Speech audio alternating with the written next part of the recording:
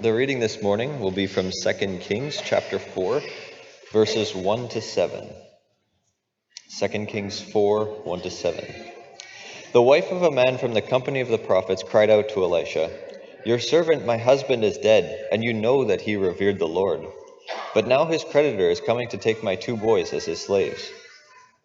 Elisha replied to her, "How can I help you? Tell me, what do you have in your house?"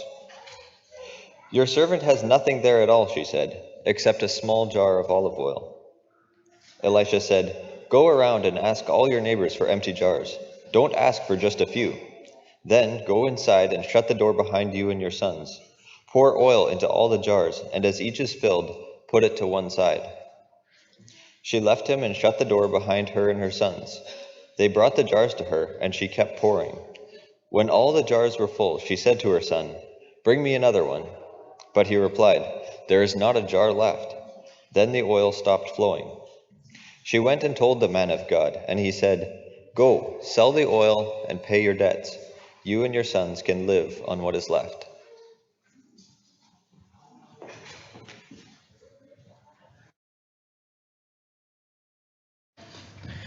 All right, good morning, everybody. Good to see you all.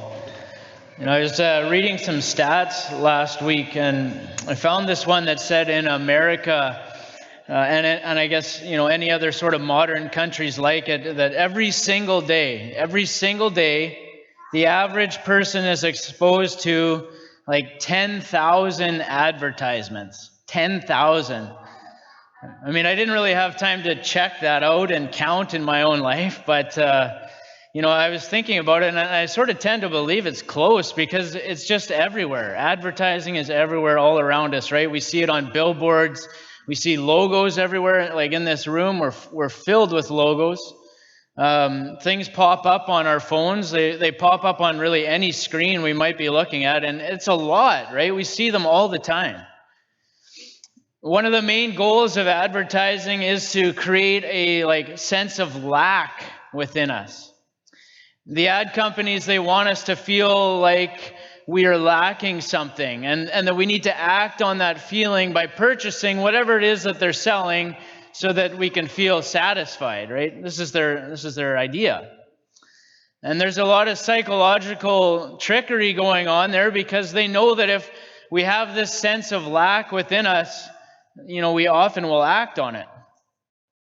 In the advertising world, it seems to work actually quite a bit. But in other areas of our lives, there's another outcome that can also happen when we get this sense of lack within us or this feeling of inadequacy within us. Sometimes in life, it can actually drive us to inactivity rather than activity. For instance, many of us are probably able to fill in the blank for this statement, if only I had more time, then I would, and then you can fill in the blank. I think many of us feel this sense of lack when it comes to time or money, or maybe it's something else. We feel like we don't have enough of something, and quite often that can be our reason for not acting. We might say things like, well, I want my kids to know God. I want to serve more. I want to read the Bible more. I want to use my gifts to serve the church more, but I just don't have the time or the talent or the expertise or the money or whatever. You could go on and on. And the result is that we just don't start. We don't act. That sense of lack or inadequacy, it holds us back. And I don't know if anyone's resonating with this, but I know for me personally, I feel that way. I feel it all the time. And I'm guessing I'm not alone. Since it's Mother's Day today, and happy Mother's Day, by the way, to all our mothers and mother figures here. Really appreciate you. Since it's Mother's Day, today's story, I thought we could take a lesson from a mother in Scripture. It's about a mother today. The story that we're looking at today is about a mother who realized that it wasn't really so much about what she was lacking, but rather it was more about what God could do with what she already had. And when she realized that and when she acted on it, it really changed everything about the situation. And I think there's a lesson in that story for all of us today, not just for the mothers, but for everyone. The message is that God can do a lot with very little, provided that we dedicate the little that we have to Him in faith. That little I'm referring to, it could be anything. It could be a little bit of time, a little bit of money, a little bit of resources, a little bit of faith. We may feel like we don't have enough, right? We feel inadequate. But this mother here in 2 Kings 4 teaches us that if we give the little that we have to God in faith, He can do a lot with it. I called this sermon Running on Empty because I feel like maybe that's where a lot of us are at. And maybe the mothers among us are some of the clearest examples we have of that. They work hard, man. They're taxed to the max, you could say. We've been reflecting on that maybe in these last few days leading up to Mother's Day and all that our mothers do.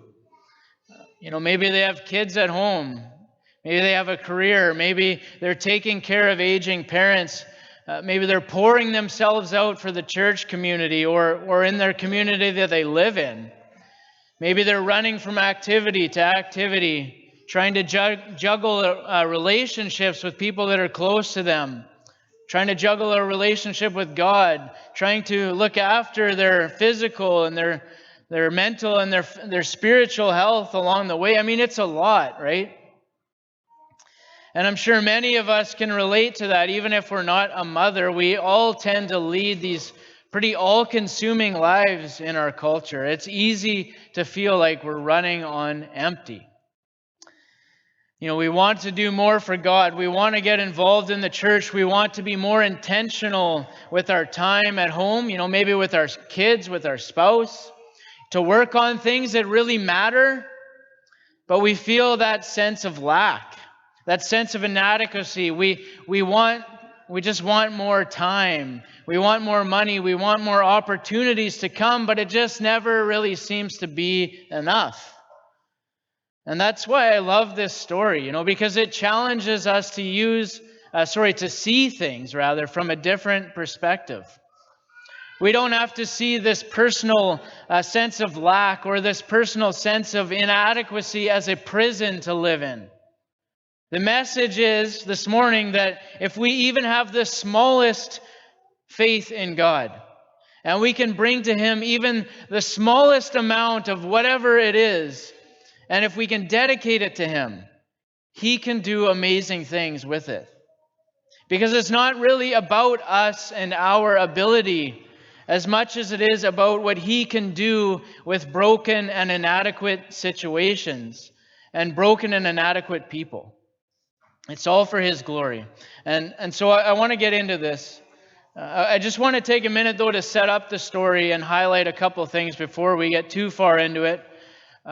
First of all, let me just say that if anybody could feel like they were running on empty, this mother had to be the person, right? Verse 1 says that her husband had just died, and she was in debt up to her eyeballs to top it off. And in this culture, as a woman, she really didn't have an opportunity to work like a man could work and earn money and pay off his debt. She was sort of stuck.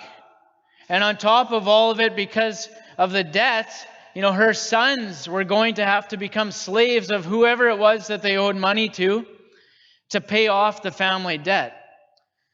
That might sound kind of like a crazy situation to us today, but in this time and in this culture, if you had a debt that you needed to pay off, you could become a slave or a servant of whoever you owed money to and work to pay off that debt.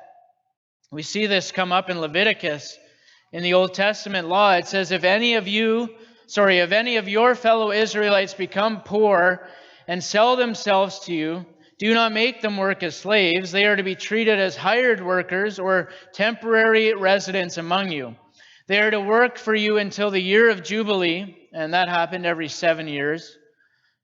And then they and their children are to be released, and they will go back to their own clans and their own property of their ancestors. So we see here, like this was a real thing for this time, right? People could work for somebody for up to like 6 years until the 7th year, the next year of Jubilee. And at that point, they would go free after they'd paid their debt. But even though this was sort of a common practice, I don't think it made it any easier for this mother. She was about to lose her sons, along with the husband that she'd already lost. And she would have been in a really, like a seriously brutal position as a woman in that culture in that time. It was bad. And you can detect like a sense of urgency or even anger, I think, when she's speaking to Elisha, the prophet. She had married a prophet of God, for goodness sakes. She married someone who dedicated their life to serving him. And now this is how she's repaid? Doesn't that seem unfair? You can sense that she expected that God was going to take care of her and not allow for this to happen, but yet this is her situation. Maybe she's also angry just about the whole system in general, the whole culture. What kind of a society would be organized in a way like this where something like this could happen to her? Maybe she felt like the deck was stacked against her. Can you relate to any of that in your own life? Do you identify in some way with this mother's situation? I think many of us can, right? And that's one of the reasons why I love the story so much. We can see our situation in hers because we know what it's like to feel a sense of lack or a sense of inadequacy or a sense of injustice or a sense of hopelessness. And the powerful part is that this story meets all those situations with a message of hope. When we realize that God can do a lot with people who are running on empty, He is a God that we can trust. He's a God who transforms our faith into fruit. Even if the situation is bleak and even if that faith is very small. And I want to highlight just 2 of the lessons today that we learned from this mother.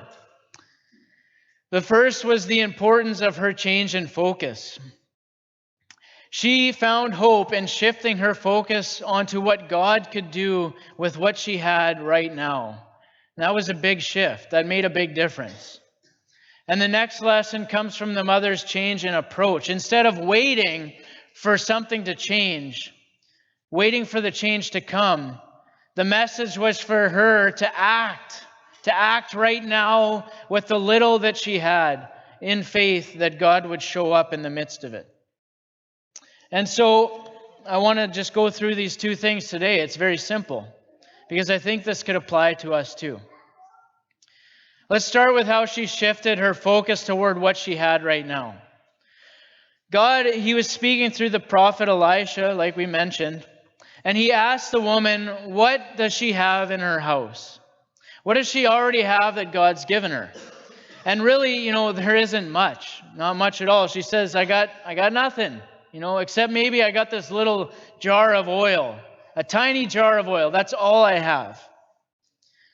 But just having her consider what she had in her house was important because it started a shift in her thinking to shift away from what she felt she was missing to thinking about what she already had. And that was an important shift, as we see in the story.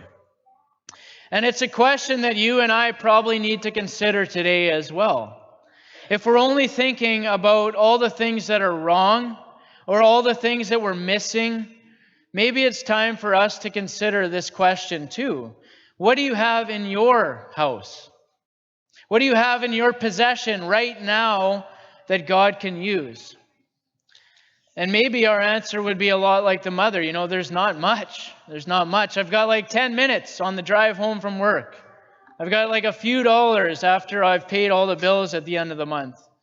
I've just got this tattered relationship with my spouse or with my kids, or I've just got this dead-end job, that's not really seeming to go anywhere. The content, though, it really isn't as important as the mindset, I think. That's what we see here. The whole story changed for the mother when her focus shifted onto what she had instead of what she was missing. And maybe that's the focus the change in focus that you and I can make today as well.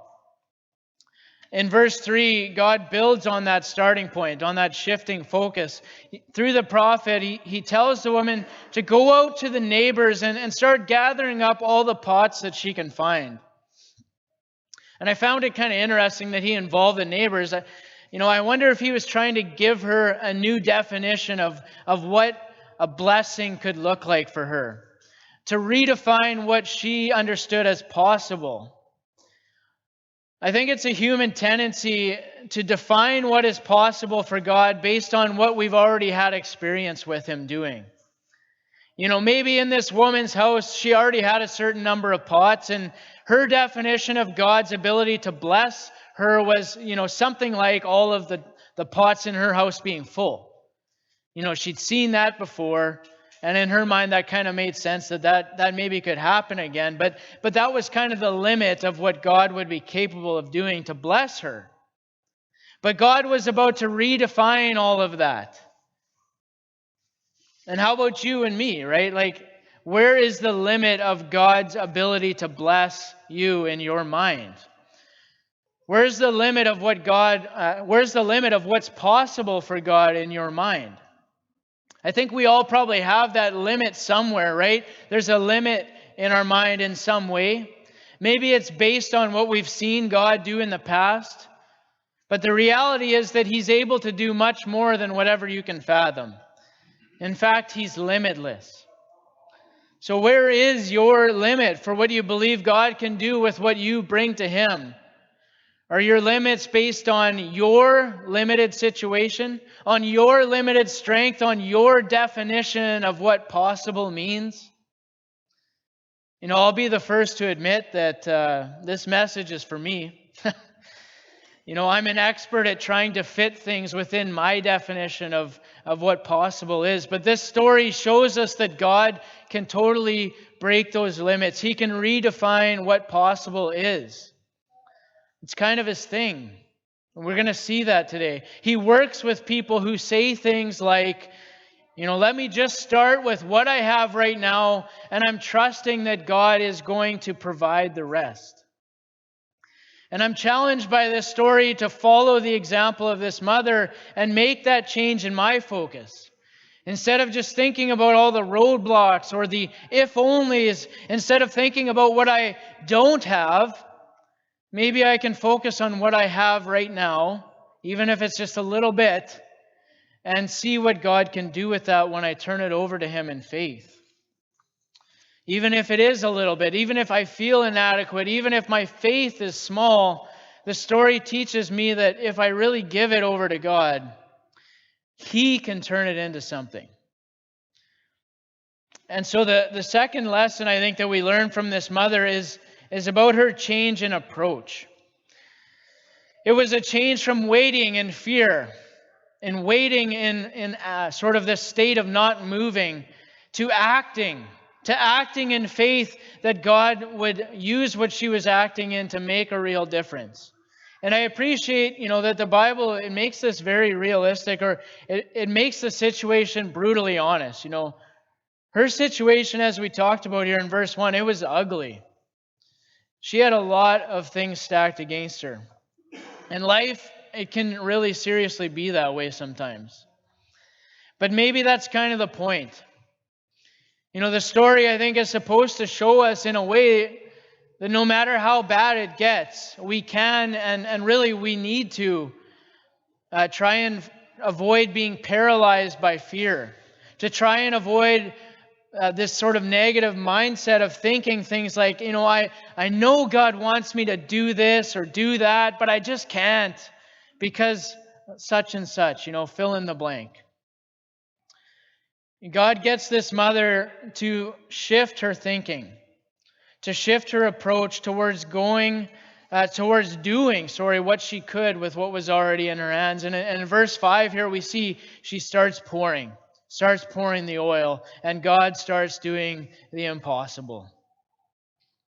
What could this look like? What could verse 5 look like in your life and my life today? What if we gave God those 5 minutes today during the ride home with our kids? What could he do with that time? What if we dedicated our workday tomorrow to God? What could he do with that? What if we dedicated our media choices to him this week? What do you think he could do with that? What if we dedicated our next conversation with a loved one to him? What could he do with it? What if we followed that calling that we know he's putting on our heart, even if we don't really see how it could all work out just yet? What could he do with that? And it's important for us when we're thinking about these things to try to avoid the old, if only thinking.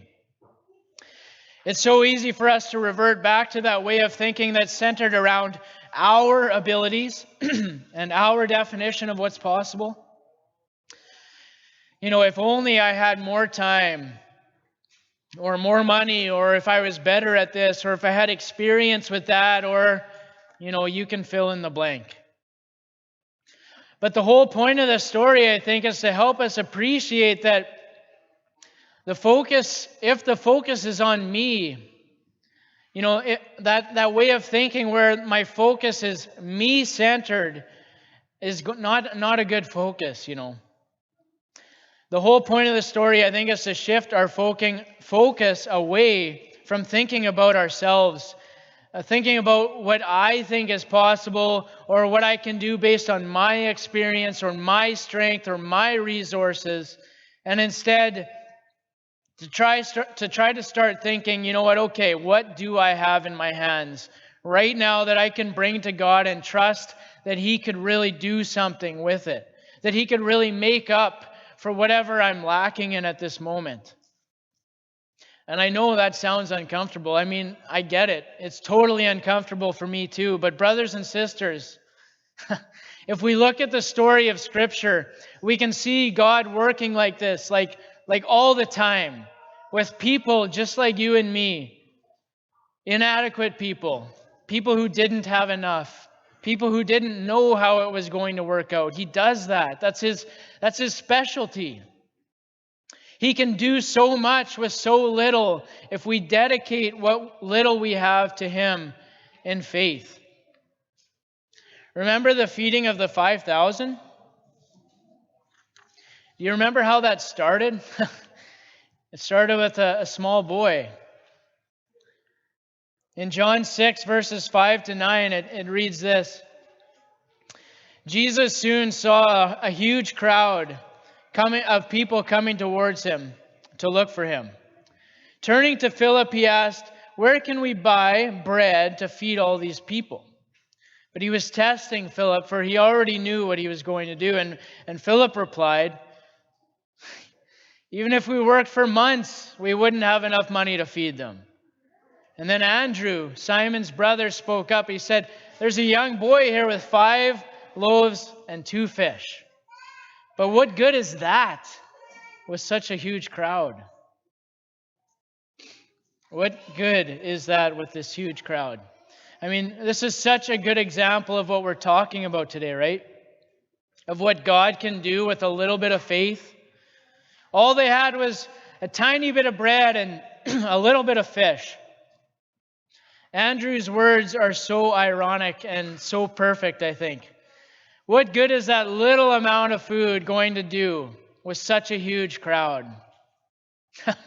Well, Andrew, if you put it in the hands of God, it can do so much. Or how about jumping from one story to another? How about Moses? Do you remember this conversation between him and God when God was trying to convince Moses to go and free his people, the Israelites, from Egyptian slavery? Look at what it says here in Exodus 4, 1 and 2. It says, "Then Moses answered, 'But behold, they will not believe me or listen to my voice. For they will say, "The Lord didn't appear to you." The Lord said to him, "What is that in your hand?" "A staff." He said, "A staff." Moses had a staff. And let's be honest, a staff is just a fancy word for a stick, right? He had a stick in his hand. It wasn't much. But God was about to use that stick, along with a tiny bit of shaky faith that Moses had, to do some pretty amazing things. That stick was going to be a part of the plagues that freed God's people from Egypt. That stick was going to be a part of, parting the Red Sea so his people could walk through on dry ground. That stick was going to be a big part of winning the battle against the Amalekites. Remember when he's holding it up above his head? That stick was going to bring water from a rock to sustain God's people. And we could go on. That stick, that staff, it did so many things, right? But the reality is, and we know this, it wasn't really the stick, right? Just like it wasn't really the bread or the fish for the disciples, and it wasn't really the jar of oil for the mother. In all of these cases, it was just somebody who took what they had in their hand and brought it to God in faith that he could do something with it. And that's the message. That's it. That's the message for us today. So do you feel like you're running on empty? We so often want to wait for God to fill us up with enough, so, with what we consider to be enough so that we can do what we consider to be possible. But the change in perspective that we're trying to appreciate today is that God is the one who will do it. And he will use us to accomplish much if we will only bring what little we have to him and trust that he can actually do something with it. I'm sure that many of us can identify with the mother from our story in some way. Maybe it's her lack of resources. Maybe you feel like you just don't have enough of whatever it is that you need to properly serve God in the church or serve him in your home. Or maybe it's the fear of losing your children to slavery. Maybe not literal slavery, but still slavery in a very real sense. Slavery to sin, slavery to the ways of the world. Maybe you identify with the mother's anger, because things are just not fair for you in your life right now. These are really real things. They're real issues. And I don't think the point of the story is to diminish or make light of what we're going through, but rather the goal of the story is to shift our focus, right? Shift our focus towards finding hope in a way that isn't grounded or based on our abilities or our resources, but rather on God's. The message of hope this morning is that God can transform our life. Well, he can transform anything that we bring to him in faith, and that he can bear fruit from our faith. If we're willing to give what we have to him and we're willing to put our faith in him, even if that faith is weak, he can do something with it. And maybe this is the question we all need to consider today. It's the question that we've seen come up over and over in these scriptures today. It's been phrased in different ways. What's in your house? That's one way it's been phrased. Or what do you have in your hand, Moses? That's another way it's been phrased. Or what do you have to feed these people? But really all of these questions are asking the same thing, aren't they? What can you do with what God has given you today? What can you bring to him in faith and trust that he can do something with it? I want to end off just with one final story here from the life of Joshua. Joshua, and if you don't know, he was a military commander for the Israelites as they were wandering through the Promised Land and before they got to the Promised Land, and then afterwards as well. In this particular story, he was leading God's people, and they were finally ready to enter into that land that God had promised to give them. It was like a great moment, a culmination of like 400 years. They were finally ready to enter the Promised Land, but there was this one big obstacle in the way. This massive Jordan River, and it was springtime, and it was swollen and huge. But they needed to cross it somehow to get to the place where God was calling them to go. But how could they cross it with such an impossible obstacle in the way? Is this story sounding familiar? Here's what God said to Joshua about how to solve it in Joshua 3, starting in verse 12. He said, "Now choose 12 men from the tribes of Israel, one from each of the tribes. The priests will carry the ark of the Lord of all the earth. As soon as their feet touch the water, the flow of water will be cut off upstream, and the river will stand up like a wall." So the people left their camp to cross the Jordan, and the priests who were carrying the Ark of the Covenant went ahead of them. It was the harvest season, and the Jordan was overflowing its banks. But as soon as the feet of the priests who were carrying the ark touched the water at the river's edge, the water above that point began backing up. This is the same story all over again, right? But I think that's why we need to keep hearing it, because we need to see that this story could really be our story. It can be our story too. I don't know what metaphorical river is in your life right now, is in your way right now, but I know you have one. Maybe you have lots of them. We all do. We know God wants us to cross the river. And we've just been waiting around and waiting for the stream to dry up so that we can get over there. We want the right conditions. We want things to be just right before we take a first step. We want to understand how we're going to get around all the obstacles in the way. But I guess the message this morning is that more often it seems that God doesn't really work this way with us. He wants us to get our feet wet. He wants us to take that first step in faith, trusting that He is going to clear the path for us as we move into it. Where are you at right now in your life with this?